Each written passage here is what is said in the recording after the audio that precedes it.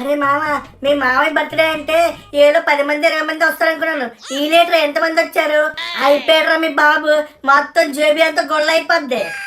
అవును మామ, నేను కూడా అదే అనుకుంటున్నాను. మా నాన్న చూడు ఎలా నవ్వుకుంటూ తిరుగుతున్నాడో, అసలు ఏం అర్థం కావట్లేదురా.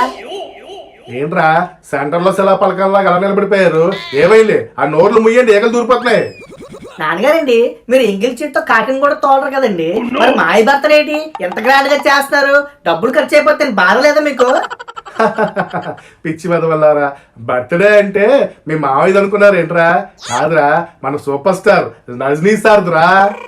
ఏంటి, ఇవాళ సూపర్ స్టార్ బర్త్డేనా? అయ్యో, నేను ఇంకా మావేది అనుకున్నానండి. ఈ విషయం వాడు ఉదయాన్నే చెప్పారు నాతో, కానీ చెప్పినంటే వద్దు అని అనిపించలేదురా.